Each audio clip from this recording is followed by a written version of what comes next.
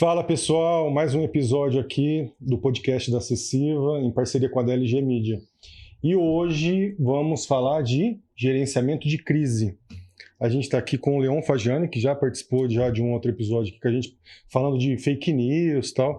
E hoje, gerenciamento de crise. Atenção você, empresário, executivo, esse papo aí, líder, esse papo vai de encontro aí com a realidade de muita gente, né? Muito bem-vindo aí, Leon. Obrigado mais uma vez pelo convite, Henrique. Até que não é um assunto tão diferente, né? Ele toca bastante naquilo que a gente conversou da outra vez também. Legal, legal. Vamos falar de crise. Ô Leon, como que você... Vamos já começar firme no negócio. Como que você define, assim, gestão de crise, mas, juridicamente falando, crise legal e crise de reputação? Qual que é a...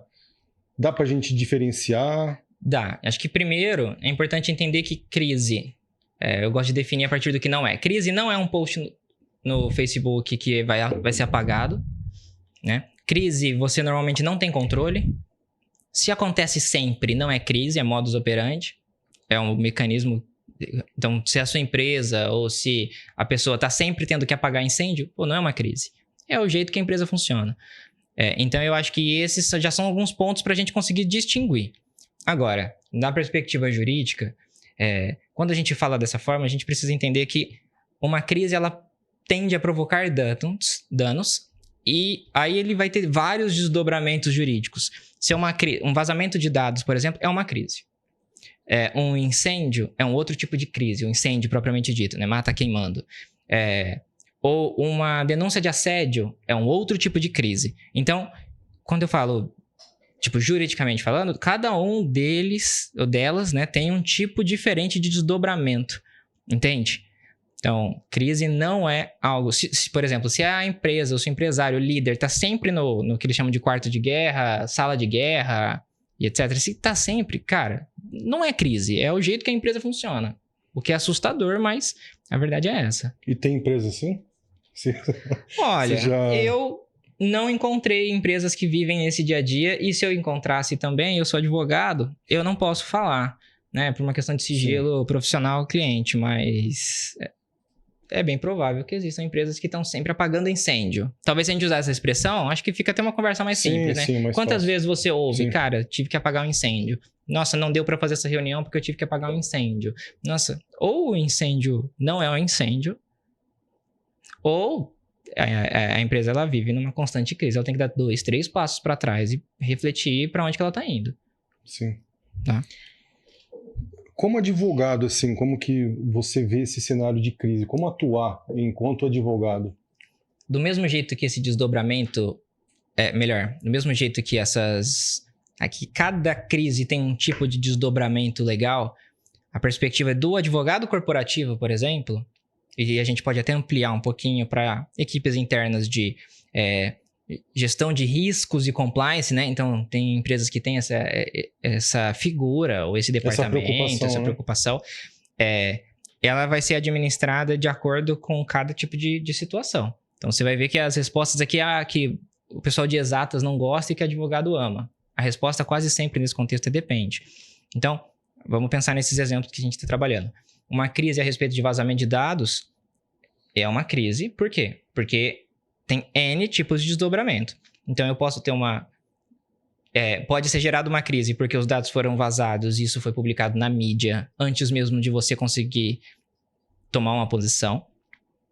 Pode ser porque o próprio hacker divulga e pede algum tipo de sequestro. E pode ser também porque... isso vai implicar numa multa, numa auditoria, numa fiscalização e outros tipos de desdobramentos legais e, inevitavelmente, a ação do advogado corporativo e das pessoas que precisam administrar precisa ser compatível com cada um desses cenários. Então, tentando ser um pouco mais prático. Quando eu estou falando de vazamento de dados aqui para ficar mais simples, mas quando eu falo de vazamento de dados, eu preciso seguir o que a NPD, né, que é a autoridade que trata sobre isso, estabelece. Agora, se eu falo de uma crise de compliance, tipo de corrupção interna, ou uma denúncia de assédio, ou alguma nessa linha, provavelmente, se a empresa não tiver um código de ética, se ela não tiver uma política estabelecida previamente, ela não vai saber o que fazer.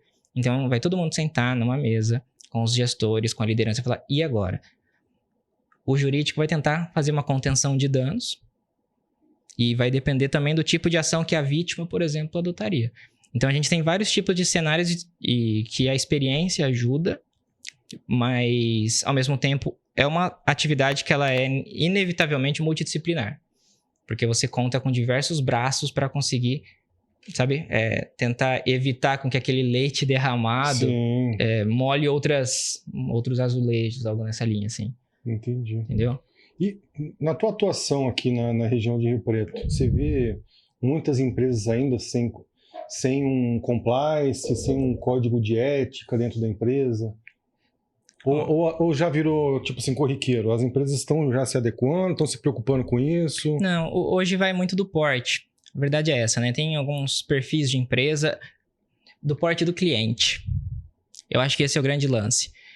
Existem empresas que elas atendem grandes grupos econômicos, por exemplo, e esses grupos econômicos fazem a solicitação de apresentar evidências. Exigem que Ela precisa dar uma declaração de respeito à norma ambiental, ela precisa dar uma declaração de respeito à LGPD, ela precisa dar uma declaração de respeito à lei de anticorrupção, boas práticas. Então, eu acho que isso é até um ponto relevante que eu tento, de vez em quando, provocar essa reflexão. Que tipo de cliente você quer atender? Uma empresa que procura grandes grupos, e quando eu falo grandes grupos, não necessariamente são multinacionais, mas uma empresa que tem 5, 10 unidades, às vezes tem um departamento jurídico interno, né? Ela tem uma quantidade significativa de operações rodando, ela tende a fazer isso para mitigar o risco jurídico. Então, se você quer buscar esse perfil de cliente, por exemplo, provavelmente na hora de avaliação de compra, veja bem, não é nem discussão de contrato, é qualificar. É ver se você consegue cumprir aquilo que eu espero do meu fornecedor. Faz sentido? Sim. É isso, cara. A gente fala também, né? Assim, teve uma crise, né? Aconteceu, gerou aquele dano total, foi para a imprensa e tal. Mas quem está do lado ali da crise, que pode acontecer uma crise, ou um empresário, ou um gestor público, o que seja, ele tem que pensar antes. Sim. Ele tem que, não adianta pensar só depois, vamos apagar incêndio, passar um verniz aqui, tapar, né? Na verdade, o que a gente percebe hoje? Que é difícil você manter algo no desconhecido. É difícil você manter as informações hoje abafadas se você não tiver uma máquina muito grande. Então, a crise ela não respeita, né? Acho que talvez uma frase interessante. A crise ela não respeita o horário comercial. Ela não respeita o expediente. E justamente por ela não respeitar o expediente, é que a gente deve sempre pensar como empresa, como empresário, a figura, um grupo para fazer essa gerência, essa gestão de crise. E aí não é necessariamente algo que você tá... Previsão de um problema que vai acontecer. A crise, ela sai do controle, né? Então, a gente precisa simplesmente, tentando ser muito sucinto, ter organizado um grupo, uma equipe, pessoas de confiança, contatos interessantes para poder fazer essa administração, né? Vai acontecer a crise, de novo, voltando no começo. Pressupõe-se que aquilo é algo que não acontece sempre e que sai do controle. Senão, não é uma crise. Sim. Né? A gente tem que, sair do controle. A gente não consegue dominar, sai do nosso... Não. Senão é prevenção, é tipo... fazendo uma analogia com saúde, por exemplo. Se eu tenho práticas preventivas, né, para eu cuidar da minha saúde, é uma coisa, tomei decisões de não fazer, de fazer, etc. Mas, cara, a crise, ela sai do controle. A pandemia. A pandemia foi uma grande crise. Ela saiu do controle. É isso aí. Ninguém tinha exatamente ciência de como fazer. Ventilavam, olha, pode ser, vai chegar o vírus, sabe? Fica em casa, teve aquelas iniciativas e, todo mundo ficou tentando administrar aquilo. A gente escutava o que estava acontecendo na China e falava assim, será que é verdade? Será que é verdade? Uma hora foi, né? Exatamente. E erro mais comuns, assim, que empresas cometem a lidar com crise, né? Na expertise que você já tem, que você já viu. Primeiro que pensar que dinâmicas para se pensar em problemas possíveis são custo. Porque, assim, a primeira regra para não perder, para ganhar dinheiro é não perder dinheiro. Acho que essa é a primeira premissa. Se eu perco muito dinheiro, vai ser meio difícil eu ganhar muito. Então essa é a primeira premissa. E eu não sei se eu posso colocar um erro, mas a gente tem uma cultura, né, uma coisa meio institucional mesmo, onde a alocação de recurso, ela vai para anúncio, ela vai em estratégias de marketing, e faz sentido, ok? Faz sentido. Mas a gente tem que começar a enxergar também que o posicionamento para mitigar uma crise possível também é um ativo da empresa. O posicionamento institucional, ele pode ou não ajudar na hora de fazer uma contenção de crise. Então, por exemplo, se eu tenho uma empresa que ela nunca teve um posicionamento sólido, institucionalizado, ainda que não seja publicado em mídia, eu estou falando institucional para os funcionários, e acontece um episódio de assédio, é mais difícil de eu defender como advogado do que uma empresa que tem uma política né? Então... Até uma relação com a comunidade, uma relação com a imprensa, uma relação sadia com a comunidade, sim, ou isso com a imprensa, certeza. Já tem aquela rede, você já cria isso, né? Exatamente. Então, assim, a gente sabe que existem crises que elas simplesmente fazem o negócio virar. Então, tudo que você construiu, ele pode eventualmente ser destruído, assim, em pouco tempo, porque a internet, ela viraliza as coisas, ela potencializa o hate. E, além de tudo, assim, essa questão de posicionamento institucional, relação de mídias e discursos que podem criar ou não algum tipo de insegurança jurídica, eles, na verdade, eles podem até ser artificialmente projetados por concorrentes, eles podem ser projetados por inimigos. Essa palavra existe na lei, tá? Tem gente que tem inimigo, o Código Civil fala isso. A gente acaba não falando, gente, inimigo, nada a ver, não tem inimigos, né? Não, o Código Civil fala a respeito dessa pessoa. Então, pode ter gente que quer ser o mal, digamos assim, que quer o mal, não quer o seu sucesso, não quer o sucesso da sua instituição, da sua empresa, e, eventualmente, fazer hate profissional. É algo a se pensar pensado, também. Né? Pensado. Bem pensado, articulado. Pensado, total. Então, acho que esse seria mais ou menos essa linha. Vamos aqui entrar num tópico que a gente já até comentou antes. Equilibrar. Como que equilibrar transparência na gestão de crise, sabe? Ética, transparência. O que você me fala disso? É o seguinte. Como existem crises e crises, como a resposta sempre depende, Você pode se auto-incriminar numa dessa ou não? Então, dependendo de como for, sim. Seguindo no raciocínio assim. Normalmente, quando acontece alguma coisa, quem tá perto são os primeiros a saber. Seja isso qual for. Então, teve algum problema dentro de uma empresa. Normalmente, quem tá perto sabe. Ou toma conhecimento primeiro. Vamos falar assim, não é que sabe e foi conivente, nada disso, mas toma conhecimento primeiro. Então, a questão de ser transparente, ética e, eventualmente, não criar alguma coisa que possa prejudicar é justamente você começar a criar estratégias ou planos de gestão de crise que você consiga granularizar o conteúdo de acordo com quem deve saber. Existe uma premissa interessante quando a gente fala de confidencialidade, que é o seguinte: o que é confidencial? O que é secreto? Secreto é aquilo que a gente sabe quem deve saber. E se outra pessoa tem acesso, essa pessoa não... se eu sei que outra pessoa não deveria ter acesso, logo aquilo não está sendo respeitado, né? A confidencialidade ou o conteúdo secreto daquele arquivo, documento, enfim. E a gestão de crise não seria muito diferente. Tanto que, quando você vê as empresas que têm um canal de compliance, de denúncia, por exemplo. Então, tem empresas que optam por fazer interno, e aí você precisa criar um comitê, precisa ser abordado para você conseguir avaliar, investigar, porque uma denúncia não necessariamente significa que a empresa cometeu alguma coisa equivocada. Acho que isso, como advogado, é a primeira coisa. A gente sempre tem essa premissa. Uma denúncia, ela não significa que a pessoa fez. Juridicamente é isso. Só que o estrago que uma denúncia pode fazer é diferente. Então, veja só. Como eu posso ser transparente. Eu posso, por exemplo, falar, olha, de fato recebemos uma denúncia, mas estamos investigando. Eu não neguei. E o resultado da investigação é um outro momento. E o conteúdo da investigação é outro conteúdo que eu deveria avaliar se deve ou não ser relatado. Então, te respondendo, não é uma questão de ser ético ou antiético. Até porque quando a gente fala de ética, quando a gente fala de responsabilidade e transparência, cara, tem muita parte. Né? Se eu tenho algo ou alguém lesado, eu tenho pelo menos 2 envolvidos.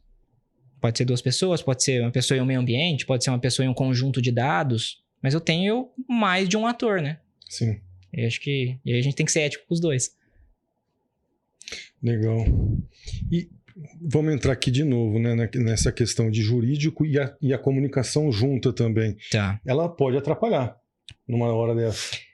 Pode atrapalhar. Teria, em tese, que ajudar, mas em muitos casos os caras colocam as mãos pelos pés ali e acaba... Então você vai ter aquele perfil. Eu acho que um lugar que a gente vê isso, todo mundo acaba querendo ou não sabendo. Já percebeu quando você abre algumas redes sociais e você tem informação de pessoas que você nunca procurou? Então tem influencers, né? Tem gente que aquilo chega pra você de alguma forma. Portais de fofoca, enfim. Então, algumas coisas já ficaram até um pouco batidas. Quando alguém comete alguma coisa e depois vem e fala, olha, quem me conhece sabe. É uma piada até que a gente fala, mas vai colocar... Tem até um script, né? Coloca uma roupa clara, faz um vídeo sem maquiagem ou com cabelo semi-bagunçado. Você fala que não foi isso que você quis dizer e que quem me conhece sabe. Isso já é um script pré-definido.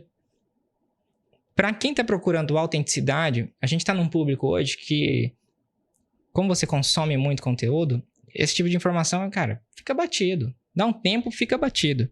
Não tô nem entrando no mérito, das autoridades. Tô falando da questão de comunicação.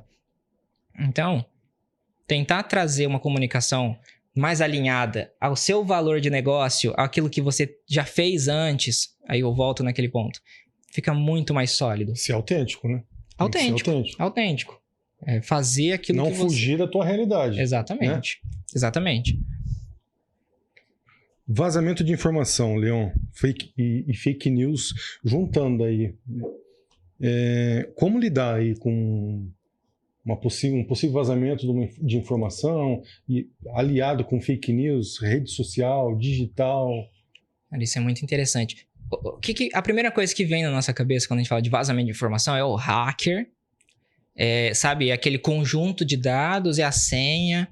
Mas eu acho que é mais fácil a gente pensar nisso se a gente colocar numa coisa pequena.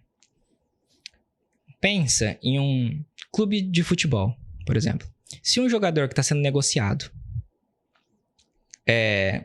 sofre uma lesão, é uma lesão que ela ainda está em processo de investigação.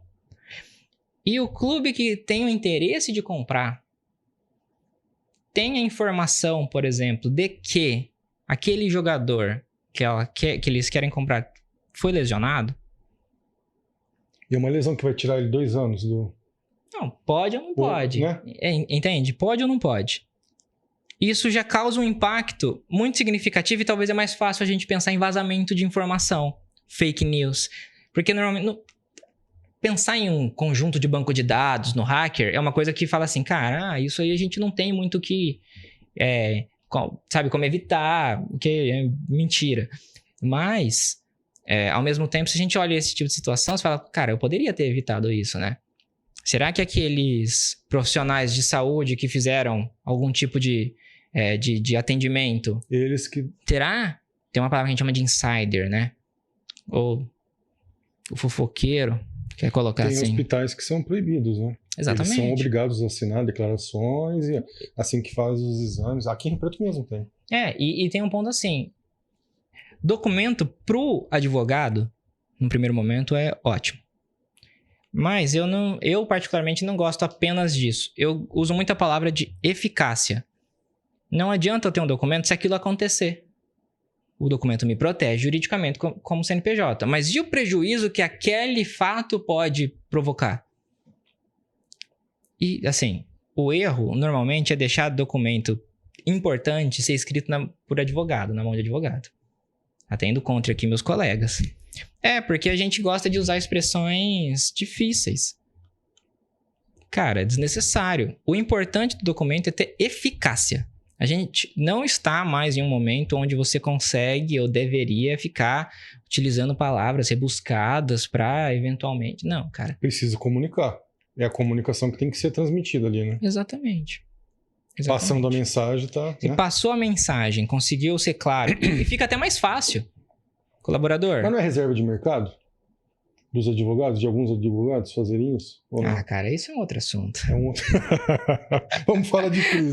Vamos se manter, né? Adorei, mas depois a gente fala disso. Depois a gente fala. O Leon, fala da minha praia aqui agora, que é comunicação. Como usar a comunicação? Dá para usar a comunicação como ferramenta de defesa, num caso desse, sem parecer uma manipulação da opinião pública? Claro que dá. O que a gente vê em vários jornais, claro jornais grandes, televisões, redes. Né? Tem uma premissa, eu acho que você até conseguiria contribuir mais.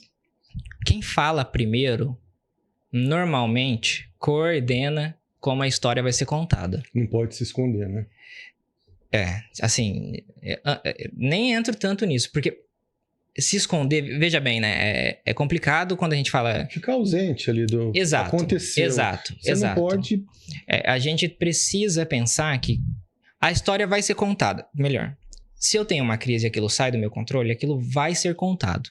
De algum jeito, de alguma forma, entre poucas pessoas ou entre várias pessoas. Melhor você ter o domínio da situação. Então, é preferível, né? Que é mais inteligente, estratégia jurídica até, em regra, ok? Tem sempre exceção. Você coordenar algum tipo de iniciativa de comunicação. Podem ter exceções. Mas, eventualmente, uma estratégia boa é você logo se posicionar que está avaliando, que vocês estão... iniciou um processo interno, está conferindo, está investigando, enfim. Morreu um funcionário dentro de uma grande empresa, esmagado por uma moenda de cana. O sindicato vai... Isso eu estou falando que aconteceu comigo já na Cecília. Atendo um sindicato, o sindicato foi emitir um comunicado antes de todo mundo.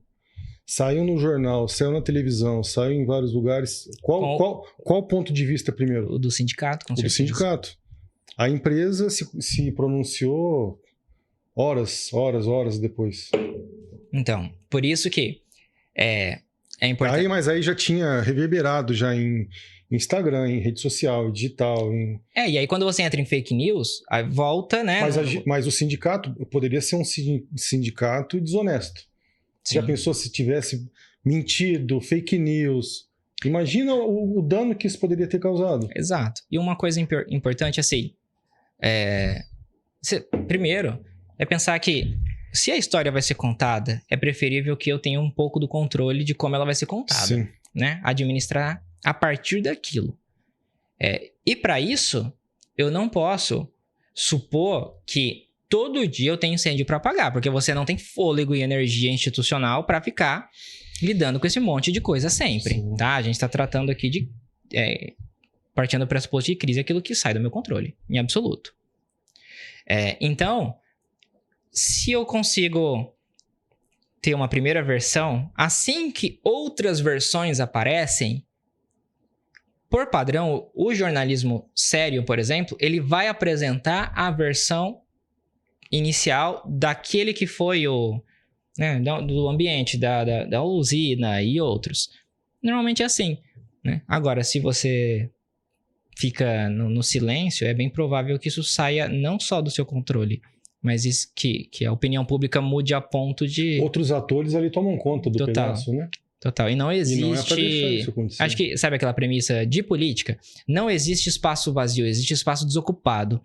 Alguém vai sentar. Sim. E nas redes sociais não é diferente. Né? A lógica de gestão de crise, a lógica de tentar solucionar esse tipo de questão é justamente conseguir ocupar o espaço com o pé firme. Pisar no chão e falar, olha, até aqui eu tenho segurança para falar. E eu não vou falar mais porque eu serei irresponsável ao falar mais. Acho que essa é a linha. Sim. Fraude e acidente, ou acidente trabalhista, Leon, líderes também podem ser responsabilizados, assim, em empresas? Até onde que vai isso? Vamos separar fraude e acidente trabalhista. Tá? Então, sim, fraude, quase sempre o CPF pode ser responsabilizado. O CNPJ, per si, ele é instrumento de fraudes.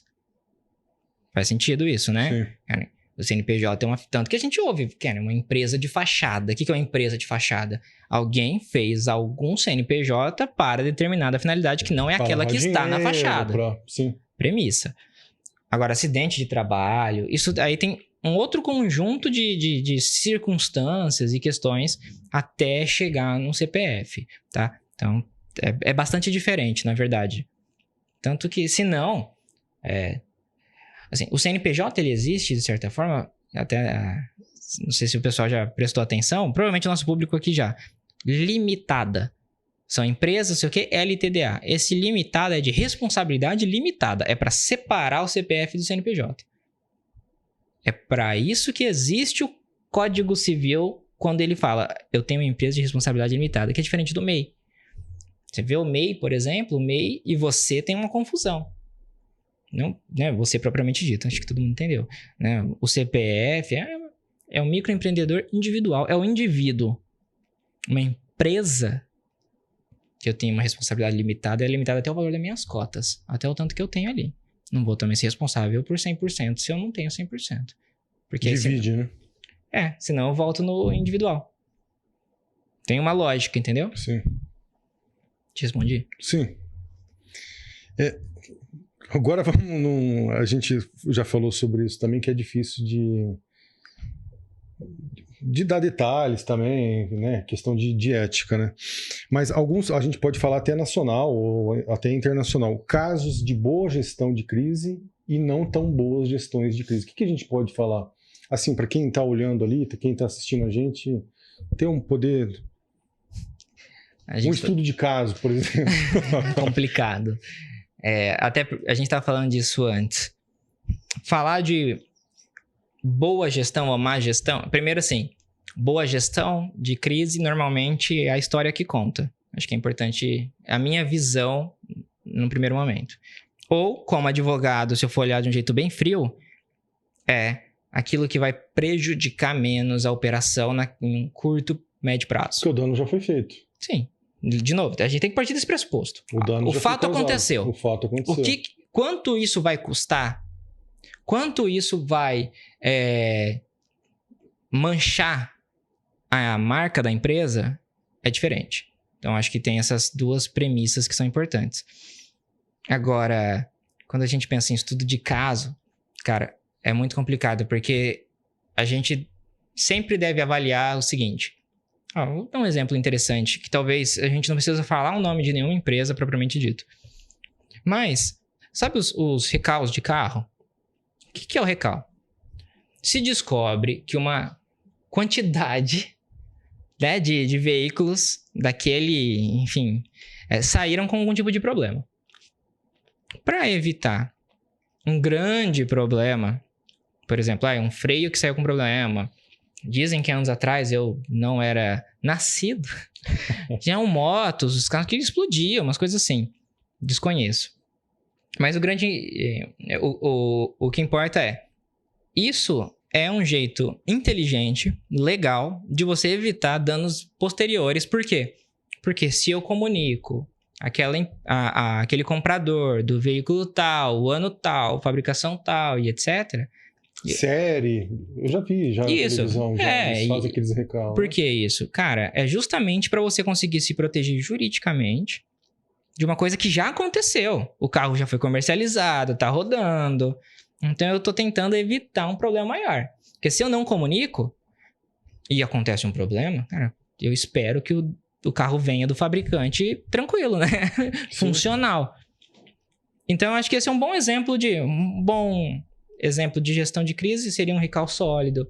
Se você tem a base dos compradores, mandar aquela informação do recall do recall individual, por e-mail, pelo WhatsApp. Se for um problema muito grande, até por ligação. Fala, nossa, mas e o custo disso? Aí a gente tem a história que vai ser contada. Aí eu volto de novo naquele ponto. Então, se vocês não fizerem isso, por exemplo, é bem provável que a história depois vai enxergar isso como um problema. Você já recusou cliente por questão ética? Não. Não? Não. Não. E... assim, eu trabalho com advocacia corporativa. É muito raro acontecer de atender um CPF. E o CNPJ tem responsabilidade limitada, né? Naquela linha. Então, assim, eu acredito que o papel do... Mais empresa, não é um individual ali, Isso, uma pessoa. Isso. Então, assim, eventualmente pode acontecer, mas atualmente eu não recusei, mas eu tenho, por exemplo, uma prática de adicionar em alguns contratos uma cláusula a respeito de eventual conflito de interesse que pode desenrolar, por exemplo, num conflito de ética e que num momento de crise poderia me prejudicar. Então, assim, são coisas diferentes, mas que, na minha lógica jurídica, tendem a se conectar ou tem potencial de conexão. Então, mas nunca recusei. Entendi. Leon, deepfake, cibersegurança, IA. Como que você vê esses desafios aí pela frente? Cara... falando também em crise, você pode fazer um... Sim. É o seguinte... que tá tudo interligado também, né? Tá. Só vai piorar a situação, né? No final, eu acho que a tendência é você ter as empresas que conseguem construir uma caminhada sólida se manter, porque em uma deepfake e uma fake news, ou quando alguém envia, olha só, quando alguém envia um boleto, tipo uma fraude de boleto, um boleto de um banco tal, e o banco nunca envia boleto daquele jeito, e alguém faz o pagamento daquele boleto falso, normalmente é por causa desse histórico anterior que a pessoa consegue distinguir entre pagar ou não. Isso é muito interessante se pensar. Quando a gente amplia deepfakes e etc., se eu sou um novo no mercado, e aí fica um desafio para os novos, eu não vou ter histórico e um concorrente, um inimigo, alguém poderia me prejudicar. Então é muito importante, como corporação, pensar-se em criar histórico institucional para que quando isso acontecer, porque vai acontecer, está acontecendo, eu conseguir ter recurso jurídico e de marca bacana o suficiente para conseguir falar, olha, não, eu nunca me posicionei desse jeito. Você tem embasamento jurídico, né? Jurídico e histórico. Isso mesmo. É importante, né? Tipo, eu nunca fiz desse jeito. Aí, num dia, aleatoriamente, gerente de banco. O gerente do banco vai te ligar para falar que tá com dificuldade de acesso em uma conta e precisa dos seus dados, do número e da senha e do cartão e etc. Cara, não vai. Tem muito ainda? Tem muita fraude assim? Muita. Assustadoramente, muitas. De movimentar milhões. E empresas caem ainda nisso? Empresas costumam ser um pouco mais difícil. É mais o CPF mesmo. Mas uma coisa que... o usuário final ali. Mas algumas histórias que acontecem é alguém se passando pelo CEO da empresa, por exemplo. Pensa na seguinte situação. Eu sou do financeiro. Você é do financeiro, o CEO está em viagem, está em alguma coisa, está fora da empresa, e alguém liga para o financeiro. Normalmente vou falar do pessoal de TI, por exemplo, que é mais acertado. Liga pro pessoal da TI e fala o seguinte: fulano, tô com uma dificuldade de acessar meu e-mail. Você não pode mandar aquele documento lá? Ou você não pode liberar um acesso? É nesse e-mail aqui. Não, o e-mail institucional tá com problema e eu perdi o meu outro. Então eu criei esse daqui. @gmail.com. Sei lá. Se eu não tenho um histórico, a mesma coisa, cara. É a mesma coisa. Assim, lógico que eu tô tentando aqui fazer de uma forma didática para quem for assistir. Mas isso precisa ser documentado, né? Precisa nas ser empresas e Sim, não total. existe isso. A gente não passa Exato. dados, a gente Exato. No meio da noite, ninguém vai te ligar pedir. Não, e muito menos assim. É incomum. É incomum. Esse é o ponto, né? Se eu tenho ali. Desconfia, né? Desconfia. Então acontece, cara. Acontece, só que são táticas diferentes, engenharias sociais diferentes para cada público. Uma coisa é quem faz ligação para conseguir fazer sequestro Conseguir fazer sequestro é bom. É para simular um sequestro de um parente. É um público, é um tipo. Outra coisa é quem direciona mensagens para falar, olha, parente, mãe, pai, tio, irmão, eu tô tentando fazer um pagamento de um boleto e deu um problema. Você não faz um Pix para essa conta? Diferente. São outros perfis, né? Agora, algo corporativo, empresarial, tende a ser até mais... Sofisticado? A gente chama de engenharia social. Engenharia social, é aquela piada assim. Se você vê um pendrive na frente da empresa e nesse pendrive tá escrito assim, ó, folha salarial. Primeira coisa que você vai fazer na hora que entrar é plugar esse pendrive no computador. Você vai, cara. Eu quero saber como... A curiosidade. Eu quero... Você não quer? Quanto que meu coleguinha ali ganha? Quanto que... É uma tara que as pessoas têm. A verdade é essa, as pessoas têm uma tara. E se utilizam disso pra... E aí, o atacante, o malicioso, ele sabe disso. É diferente. É que a gente podia pegar um dia só pra falar tipo, dessa engenharia social, propriamente dito. Mas a gente não pode pensar que a pessoa que provoca, por exemplo, uma crise cibernética, esse tipo de circunstância, ele é o mesmo perfil da pessoa que enxerga um celular na mesa, pega e sai correndo. São perfis totalmente diferentes. O agente malicioso... Por que eu não tô falando hacker? Porque hacker, tecnicamente, é equivocado, tá? Mas o agente malicioso, o atacante, o criminoso, o cybercriminoso, se preferir, ele normalmente faz tentativa e erro, ele dá uma averiguada, ele verifica a empresa antes, às vezes... E é um golpe grande, né? Sim. E envolve dinheiro também, ele precisa se preparar, ele tem que, né? Sim, tem ferramenta e isso tem perigoso, mercado. Hein? Que coisa. É assustador, mas isso tem mercado. Sabe, as pessoas falam de Deep Web, etc. Informação confidencial tem mercado. Que loucura. E vai piorar, né? Eu acho que vai piorar isso. Não é querer ser pessimista não, gente, mas... Né? É complicado, cara. Falando nisso, o empresário, o executivo, ele precisa se atentar que de uma hora para outra a empresa pode desmoronar, né? Com certeza. Pensando nesse... assim, o que eu tendo a até recomendar e fazer algumas dinâmicas, exercícios, é o seguinte, fazer simulação.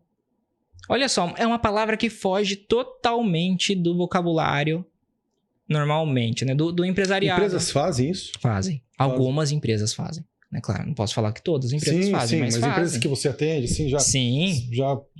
A gente faz simulação de crise, simulação de incidente. A LGPD trouxe bastante isso, porque começou a se pensar, o que eu faço se eu tiver um vazamento de dados? Então você pega essa... Mas aí dá para ampliar, não ser só a lógica... Você pode ampliar essa crise. Essa crise não pode ser só vazamento de dados, pode ser Exato. Outros. A gente pode perceber que algumas vezes, ao invés de chamar de crise, podem chamar de continuidade de negócio. É uma outra forma de se perceber. Eu tendo a, esse ano de 2025, preferir chamar de crise. Mas é uma questão de retórica. Porque é necessário pensar em como, entre aspas, improvisar ou se adaptar com velocidade diante de fatos que você não tem controle. Isso é continuidade de negócio também. Mas eu acho que se for para ser teórico, continuidade de negócio ele ampliaria um pouco mais. Mas nesse tipo de circunstância que a gente está vendo, cara, fazer simulação, pensar, como se o empresário ele chegasse e pensasse o seguinte: se isso acontecesse, quem eu chamaria? Às vezes não é o que eu faria. Você como indivíduo dificilmente pode ter todas as respostas. Por isso que lá no comecinho eu falei da questão de ser, não é só o advogado, é uma coisa horizontal, entende? Então, quem eu chamaria para me ajudar a solucionar isso? e é recomendável que não seja só uma pessoa. E fazer isso antes, né? É lógico. Não depois. É uma simulação. Não, depois. Fazer isso. Senão fazer isso. Exato.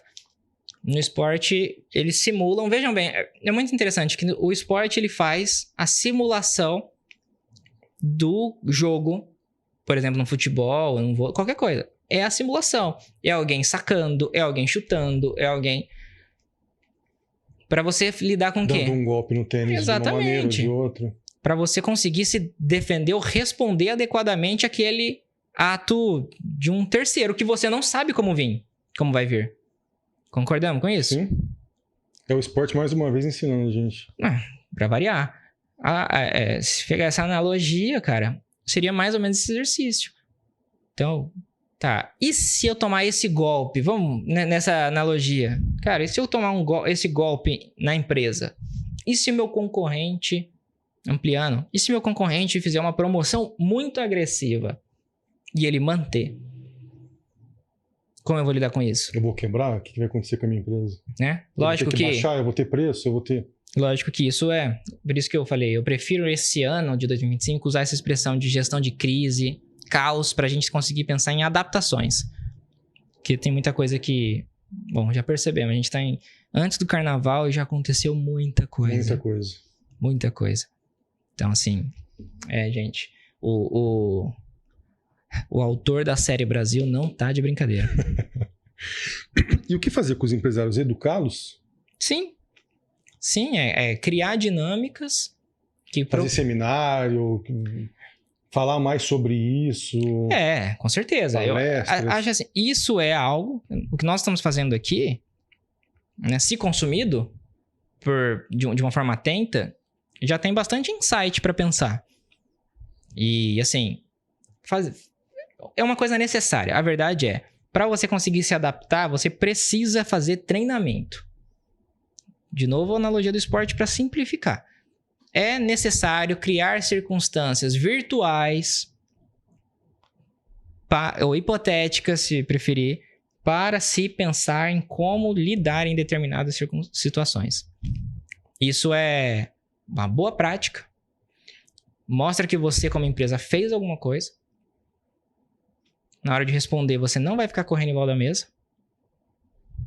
Ou vai se esconder, ou vai se trancar num quarto e chorar. Isso não, né? Não respeita. A internet, o tribunal da internet, ele não para. Era isso que eu tinha notado aqui. Tem muita gente ainda que ainda não se ligou, né? No poder que tem essa porcariazinha aqui desse telefone, né? No digital. No que o digital pode fazer em questão de horas. Pode acabar com a vida de uma pessoa, né? De uma empresa, de uma marca, né?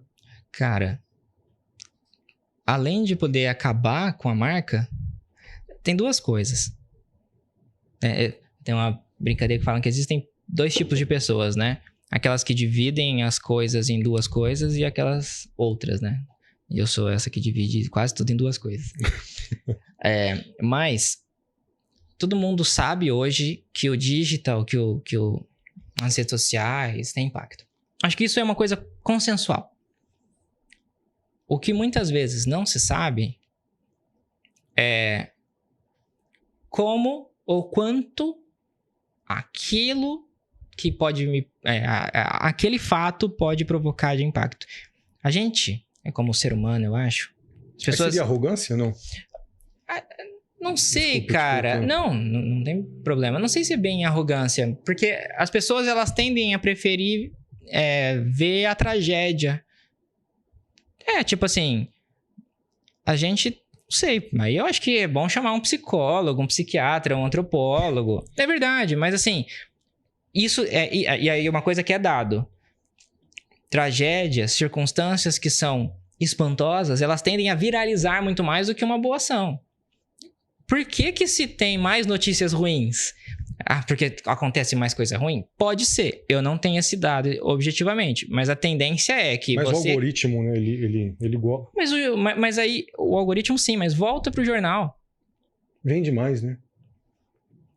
Qual é a manchete da primeira capa? Escândalo. Então tem uma lógica por trás disso, que pode sim ser de mercado, mas ao mesmo tempo... pode ter a ver também, neste momento, em genuíno, entre aspas, interesse da população em ficar mais curioso com o caso de traição do famoso do que com a boa ação que um outro famoso fez. No que você clica? De um projeto social, de alguma coisa, né? Então é justamente para lidar com essas circunstâncias que é importante o empresariado, né, o ecossistema corporativo começar a enxergar que a marca, literalmente, ela figura como uma terceira pessoa, né, distante dele, e que poderia ser prejudicada em um ato por ele, pela própria pessoa física ou por terceiros. Imagina só, existem empresas que cancelam ou rescindem contratos com podcasts, por exemplo, depois de falas do CPF. Falas, tipo, do apresentador, né, do MC, enfim. E fala, cara, eu não compactuo com isso, vou rescindir. Então, assim, é importante. Que aconteceu. Acontece. Ficou famoso esse caso. Mas tem outros. Sim. Tem vários outros. Pode ter... Fala nazista, fala, né? Aí vai, exatamente. Né? E tem empresa que, tipo, cara... Tem coisa que não dá pra compactuar, né? Não dá. O Leon, e ESG, crises ambientais, o ESG tá aumentando cada vez mais, né? Sim, ESG... Tá crescendo muito, né? Empresa responsável, não é? Sim. É interessante isso, né? Porque ESG é aquela sigla que vai tratar sobre desenvolvimento sustentável, ambiental, social e governança, tá? Normalmente se associa a impacto ambiental. Acho que a figura principal que tomou protagonismo dessa expressão, dessa sigla, é a questão ambiental, mas não é apenas isso. É simplificar demais.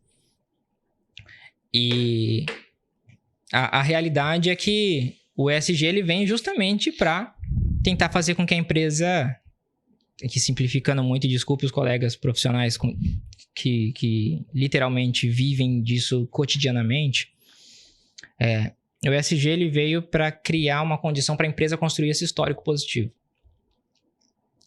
Tentando ir nessa mesma linha de retórica aqui que a gente está estabelecendo sobre a crise. Então, se eu não fiz nada até agora, sempre é possível começar. Tentando ser esperançoso diante dessa conversa aqui de crise e caos, sempre... Tem coisa boa. Não, sempre há tempo. Dá para fazer coisa boa. Sempre há tempo. Nossa região aqui é uma região de muita empresa de agro, muita ESG vai aumentar muito, né? Também, total. Né? Não, crise climática, crise hídrica, crise pega fogo, de incidente de segurança. Ano passado pegou fogo num monte de lugar, né?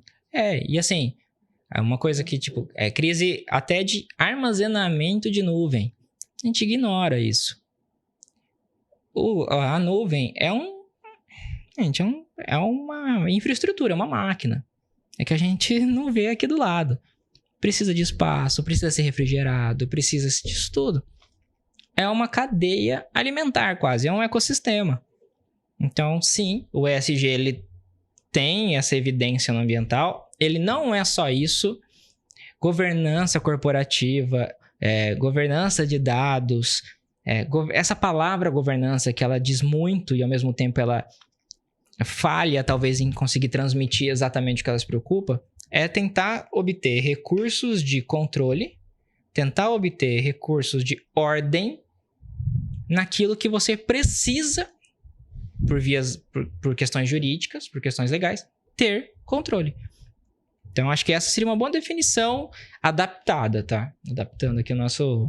E o trabalhador mudou também, né? E tá mudando, né? Chão de fábrica, por isso também que tá mudando também as nomenclaturas, né? Governança, as pessoas, o RH tá mudando. Tá tendo que saber lidar com tanto tipo de gente, né? Total. Mudou as pessoas. Então, uma crise ali também entre o executivo ou o líder junto com o subordinado, com o chão de fábrica, não é? Você pensa o seguinte, imagina que antes alguém levava o atestado médico pro RH.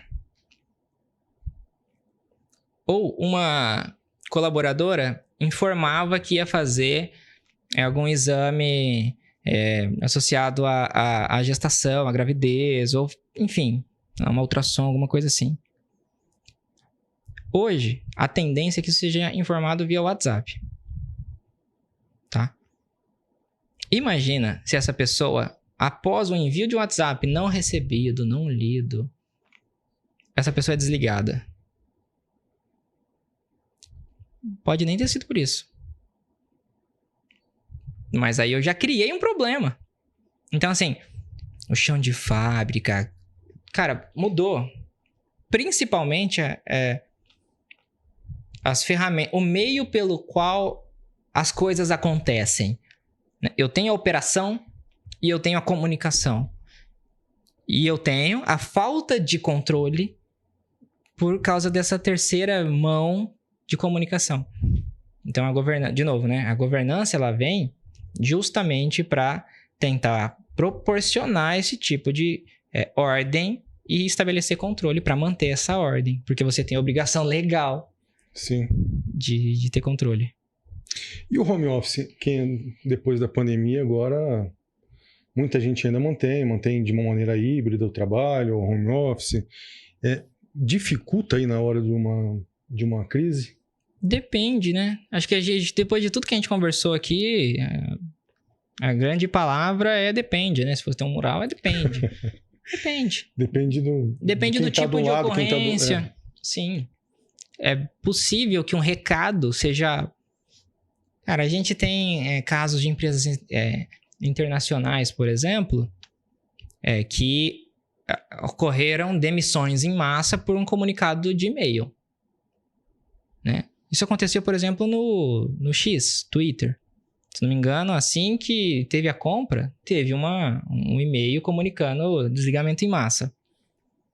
Será que se todo mundo estivesse no lugar, no auditório, que proporcionasse a oportunidade de pergunta, poderia...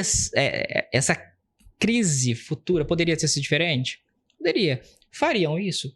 Não sei também. Conversado de uma maneira mais pessoal. Mas aí a gente... Mas assim, seria possível?